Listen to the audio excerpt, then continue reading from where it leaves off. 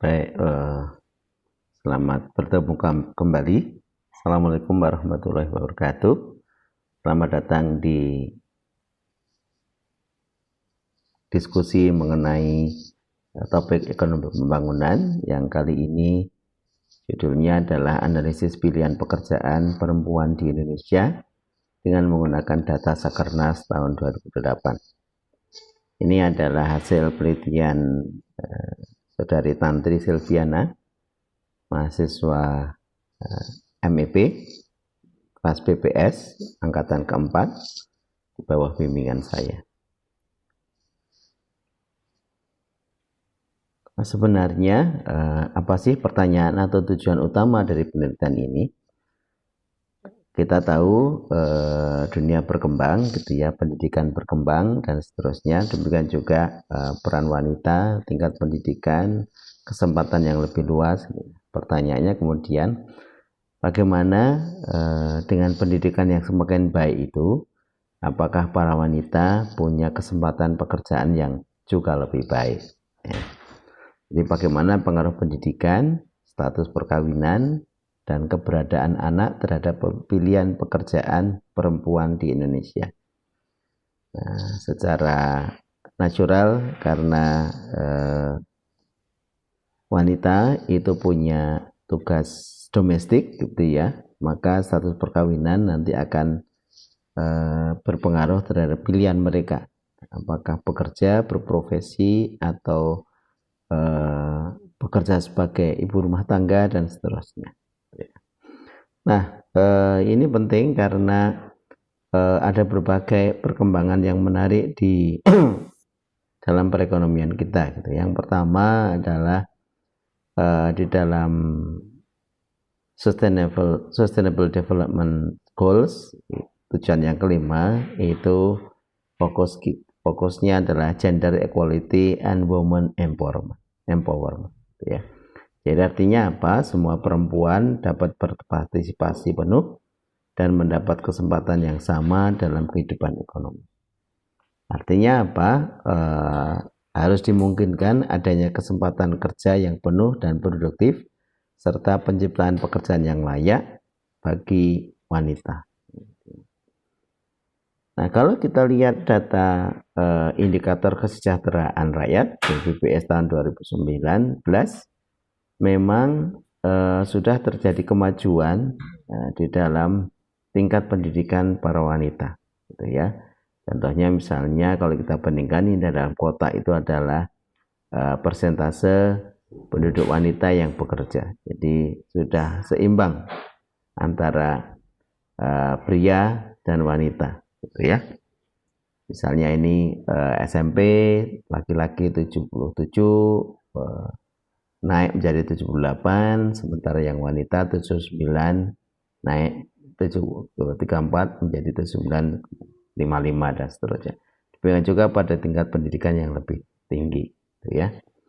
Nah, jadi wanita punya atau sudah mengalami peningkatan tingkat pendidikan. Pertanyaannya kemudian, apakah mereka juga mengalami peningkatan di dalam working condition, kondisi di dalam tingkat pengerjaan? Ternyata kalau kita lihat data BPS, ini adalah tingkat partisipasi laki-laki yang mencapai 82%, begitu ya. Sementara wanita hanya 51%. Artinya dari 100 wanita, maka hanya 50% yang punya kesempatan untuk bekerja, berpartisipasi, sementara untuk pria itu bisa sampai 82%. Jadi kesempatan pria lebih tinggi, gitu ya. Nah, kalau dari segi sektoral, maka sebagian besar pekerja wanita itu ada di sektor informal dengan berbagai karakteristiknya tentu saja kalau kita bandingkan antara formal dan informal. Yang formal itu hanya sekitar 38%, sementara yang di informal itu 61%. Nah, perkembangan yang lain adalah tadi tingkat pendidikannya sudah semakin meningkat, ya. dari tahun ke tahun ini kelihatan, maka mestinya kalau kita mengikuti berbagai referensi ini, ada SU tahun 61, 64 dan juga 2008, pekerja yang memiliki tingkat pendidikan yang tinggi sesuai dengan teori human capital seharusnya mampu mendapatkan pekerjaan yang layak dengan pendapatan yang relatif tinggi seperti pada pekerja formal, ya. Teori human capital seperti itu, kualitas semakin baik mestinya punya kesempatan yang lebih baik. Namun beberapa penelitian menunjukkan bahwa terdapat kesenjangan pendapatan antara pekerja formal dan pekerja informal. Nah, padahal tadi kita mencatat 61% wanita itu bekerja di sektor informal, ya. Nah, hal yang lain adalah kalau kita melihat pendidikan, maka kita punya pembagian apakah mengarah pada pekerja formal maupun pekerja informal.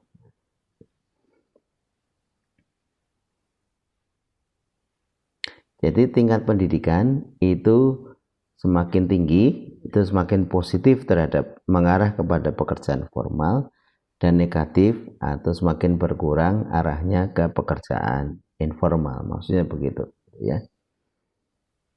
Meskipun ada juga penelitian Wamutia tahun 2010, dia tidak menemukan pengaruh signifikan dalam hal pendidikan terhadap jenis pekerjaan seseorang, apakah dia di formal atau informal.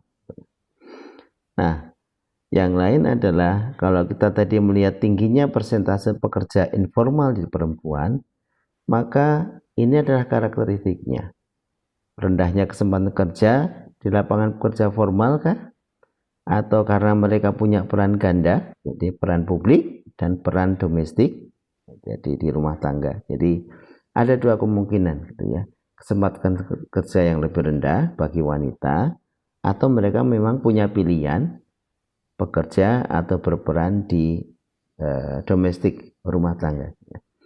Nah, peran tradisional membatasi akses perempuan ke pekerjaan formal karena ada waktu yang tertentu di dalam pekerjaan formal yang mungkin akan bergesekan dengan tugas domestik tadi.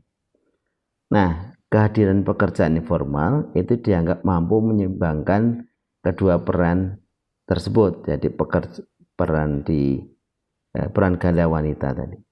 Jadi ini kemudian jadi diskusi sebenarnya fakta bahwa 61% wanita tadi bekerja di sektor informal itu apakah keterpaksaan dalam tanda petik atau pilihan, ya. Karena memang peran ganda dari wanita itu tidak bisa dipungkiri. Nah, berbagai penelitian yang lain itu ada beberapa yang kami catat. Misalnya, perkawinan akan menurunkan peluang perempuan untuk bekerja menjadi pekerja formal dan meningkatkan peluang perempuan untuk menjadi pekerja di sektor informal. Fakta menjadi seperti itu. Kemudian bisa juga perkawinan itu dapat menurunkan partisipasi pekerja perempuan atau meningkatkan peluang perempuan untuk tidak bekerja. Perkawinan dapat meningkatkan peluang perempuan untuk bekerja juga. Jadi ada conflicting evidence, hasil penelitian yang tidak searah tuh, yang saling berlawanan antara satu dengan yang lain dalam hal perkawinan. Kemudian bagaimana dengan keberadaan anak? Keberadaan anak meningkatkan peluang perempuan untuk menjadi pekerja informal. Nah, satu posisi. Kemudian keberadaan anak kecil akan menurunkan peluang seorang perempuan untuk menjadi pekerja formal dan meningkatkan peluang perempuan tersebut untuk tidak berpartisipasi dalam pasar tenaga kerja. Namun, tidak berpengaruh signifikan terhadap partisipasi perempuan untuk menjadi pekerja informal.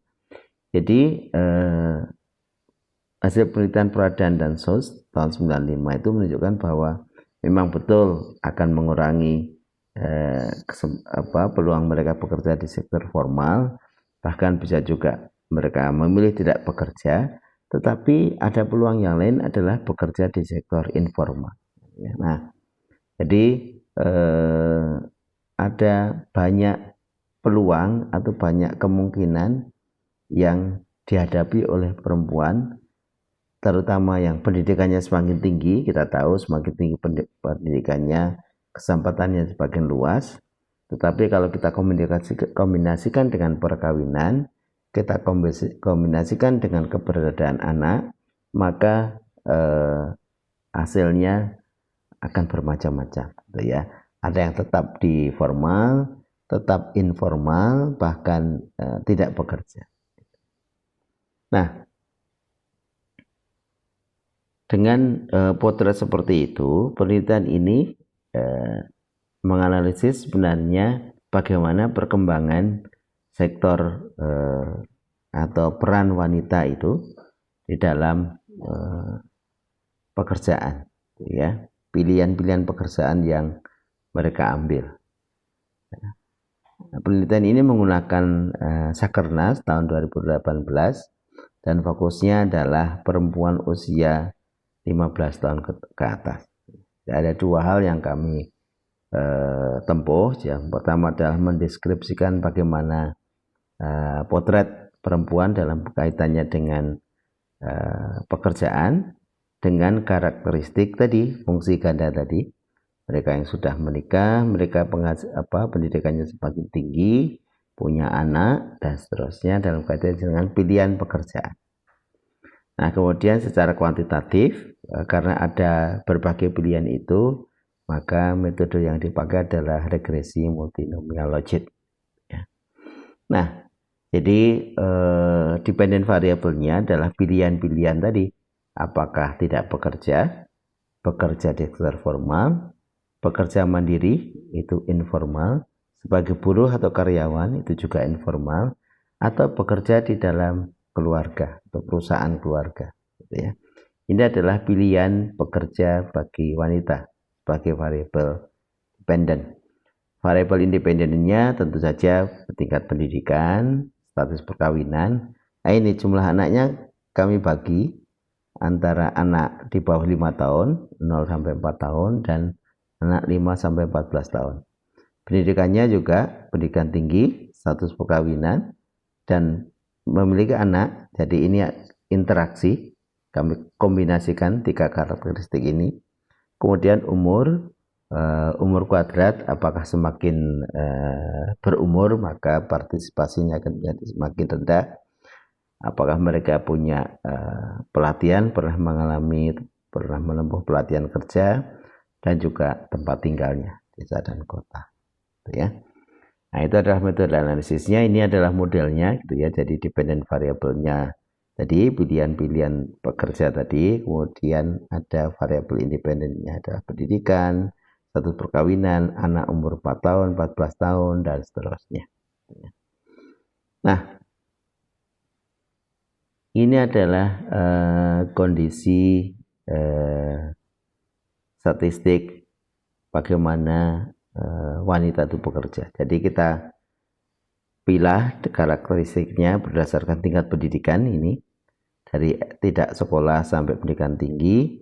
Ternyata persentase bekerja di sektor formal itu semakin tinggi pendidikannya, semakin tinggi persentasenya. Jadi ini berarti sesuai dengan teori human resources tadi.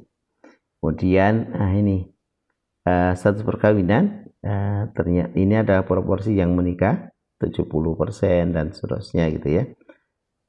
Dan kemudian apakah mengalami pelatihan, kemudian tempat tinggalnya desa dan kota. Nah, pilihan profesinya ini di kolom ini, pekerja di formal atau informal. Informal itu ada 3, ada pekerja mandiri, buruh atau karyawan, dan pekerja keluarga. Dan pilihan lain adalah tidak bekerja.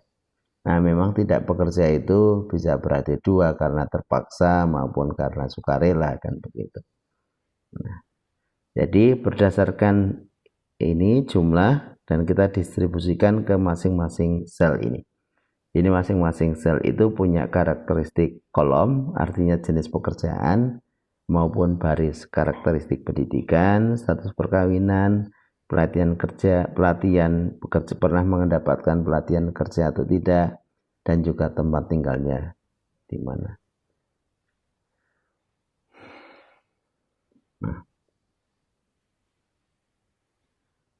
Nah, ini karakteristiknya. Kalau kita bagi-bagi ya, dalam tingkat umur yang berbeda. Ini tingkat TPAK, tingkat partisipasi angkatan kerja perempuan berdasarkan karakteristik dan pilihan pekerjaan. Nah, kalau kita terapkan model multinomiology tadi, maka ini adalah hasilnya. Ya. Nah, bagaimana membacanya? Kita ingat kolom itu menunjukkan jenis pekerjaan, pilihan pekerjaan maupun tidak bekerja tentu saja. Baris itu adalah karakteristiknya. Maka kalau kita baca karakteristik pendidikan, kita melihat bahwa probabilitas mereka yang memiliki pendidikan yang tinggi untuk bekerja di sektor formal itu semakin besar. Nah, ini sesuai dengan teori human capital tadi. Namun yang sebelah kanan ini yang menarik karena perilakunya bermacam-macam. Misalnya saja bagaimana dengan pekerjaan mandiri. Maka mereka yang punya pendidikan dasar itu punya probabilitas lebih tinggi untuk bekerja di mandiri. Tetapi kalau tingkat pendidikannya lebih tinggi, maka mereka akan semakin mengurangi bekerja di mandiri. Jadi mereka bekerja di tempat yang lain. Nah, bisa juga karena bekerja mandiri itu memerlukan keterampilan dan keahlian khusus serta modal yang mungkin tidak bisa dipenuhi oleh para wanita tadi. Jadi ada banyak faktor kompleks yang mungkin mencertai dari dibalik koefisien minus ini. Tapi yang kita lihat adalah berarti minus probabilitasnya semakin kecil untuk masuk dalam kategori pekerja mandiri. Buruh atau karyawan bisa juga semakin besar karena keterpaksaan gitu ya, lapangan pekerja di sektor formal yang semakin sedikit, maka mereka terpaksa bekerja di sektor informal gitu ya, menjadi buruh. Meskipun yang pendidikannya rendah itu kesempatannya menjadi semakin sedikit. Nah, khusus pekerja keluarga ini semakin sedikit, semakin tinggi pendidikannya. Nah, kelihatan sekali untuk pilihan tidak bekerja itu semakin kecil bagi mereka yang pendidikannya tinggi. Jadi kalau dari sisi seperti ini tidak ada yang aneh dalam hal pekerjaan formal maupun dalam pilihan tidak bekerja. Namun yang di tengah-tengah inilah perilaku baru itu, gitu ya. Apakah mereka pekerja mandiri itu karena terpaksa atau tidak, tetapi ini sudah masuk sel-selnya, artinya dan ini signifikan. Jadi pilihan-pilihan itu ada di dalam genggaman para wanita dan mereka bisa memilih.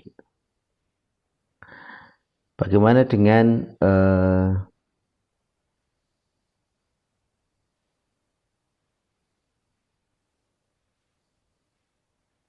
status perkawinan, gitu ya. Status perkawinan tentu ini kalau bagi mereka yang bekerja di formal itu mereka yang menikah tetap probabilitasnya lebih tinggi untuk bekerja di formal, jadi tidak akan meninggalkan pekerjaan formal. Mungkin mereka mempertimbangkan benefit dari bekerja di sektor formal, itu ya, gaji yang lebih tetap, jaminan pekerjaan, pensiun dan seterusnya. Nah, bagaimana dengan status menikah? Nah, perempuan pada kelompok ini dimungkinkan telah menjadi pekerja formal dan belum mampu untuk menemukan pekerjaan pengganti. Jadi sebelum menikah sudah melamar pekerjaan di sektor formal, kemudian menikah dan kemudian belum mendapatkan pekerjaan yang lain. Jadi mereka bertahan di sektor formal. Nah, kemudian bagaimana dengan pekerjaan informal? Maka jadi alternatifnya adalah apakah mereka perlu tambahan income setelah ada sumber yang lain sehingga mereka tidak masuk di sini atau masuknya di pekerjaan keluarga gitu ya, tidak masuk sebagai pekerjaan mandiri maupun bekerja sebagai buruh, tetapi bekerja di sektor keluarga, atau karena mereka memang keluar dari pekerjaan dan perlu bersantai yang lebih banyak dan seterusnya gitu ya. Bagaimana dengan jumlah anak sekarang?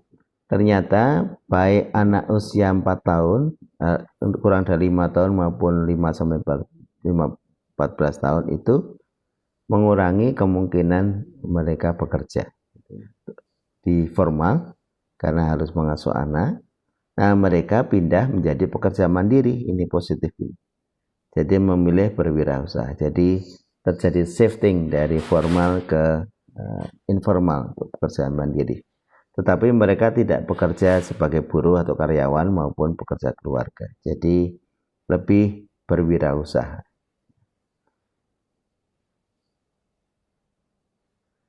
Kalau ketika kategori tadi, pendidikan, status pernikahan, dan juga anak kurang dari 5 tahun tadi kita gabungkan, maka ketika karakteristik tersebut memang kemudian menyebabkan probabilitas wanita untuk bekerja semakin berkurang ya. Karena apa?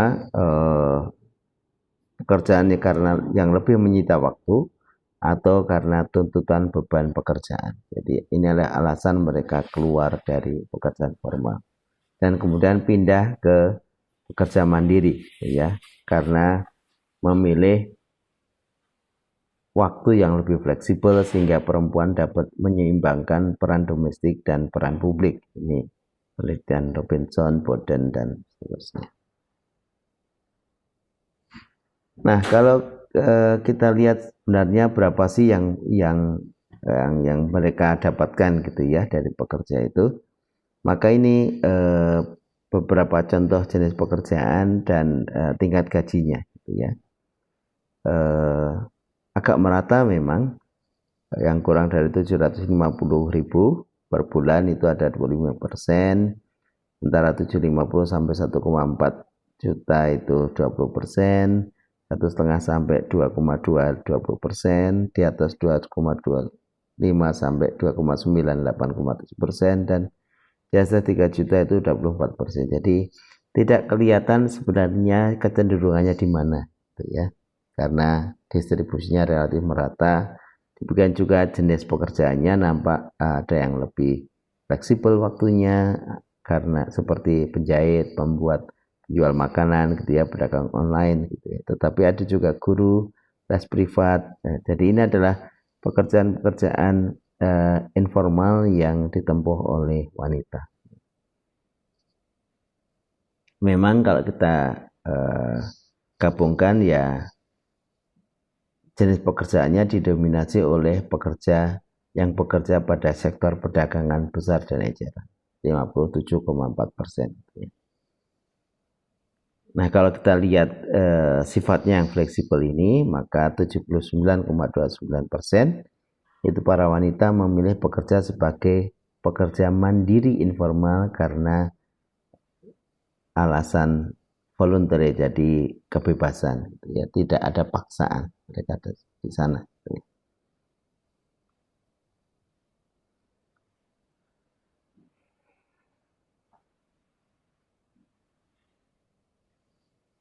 Nah, karakteristik dari ketiga tadi, pendidikan tinggi, menikah, dan juga punya anak di bawah 5 tahun tadi, untuk pilihan menjadi buruh atau karyawan itu mungkin karena ini pekerjaan sebagai buruh atau karyawan informal itu merupakan pekerjaan yang fleksibel juga gitu ya, secara waktu, karena di dalamnya mencakup pekerjaan sebagai pekerja kontrak dan paruh waktu. Nah, makanya pilihannya juga lebih banyak. Namun untuk pekerja keluarga dan pilihan tidak bekerja, maka perempuan yang punya pendidikan tinggi dan menikah punya anak kecil itu merasa bahwa dengan pendidikan tinggi mereka akan tetap memilih untuk bekerja karena memperhitungkan opportunity cost yang hilang jika memilih untuk tidak bekerja. Jadi secara total 54,34% di antara wanita itu bekerja paruh waktu atau part-time workers. Jadi sudah kelihatan bergeser gitu ya, tinggal 45% yang bekerja full time, sementara 54% itu bekerja paruh waktu. Nah, kalau kita lihat usia, memang semakin tinggi usianya, ini partisipasinya semakin sedikit, gitu ya. Kemudian kalau mereka mendapatkan pelatihan kerja, itu probabilitas bekerja semakin tinggi. Nah, untuk yang di kota itu lebih tinggi daripada mereka yang ada di desa.